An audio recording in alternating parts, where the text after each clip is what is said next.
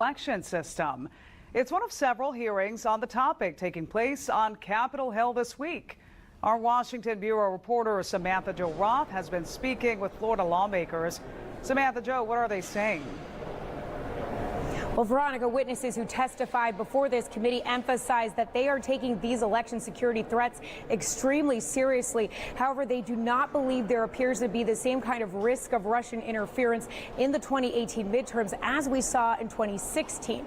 Now, recently, the state of Florida approved $19 million in federal funds to help improve the security ahead of the midterms. The majority of that money will be passed on to the 67 counties to use as they see fit. This all comes on the heels of a federal indictment on Russian hacking in the 2016 election, which included more than 100 attempts to infiltrate county election offices in Florida.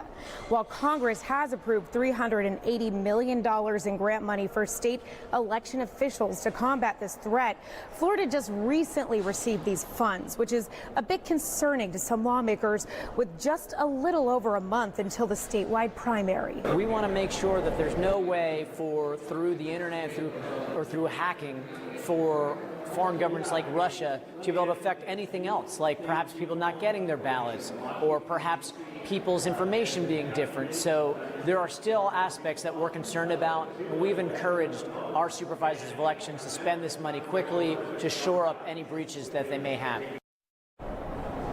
Well, the Department of Homeland Security is working with state and local officials as well as the private sector to help secure the integrity of U.S. elections. Now, DHS acknowledges that this is not a one-size-fits-all approach. What works in California doesn't necessarily work in Florida.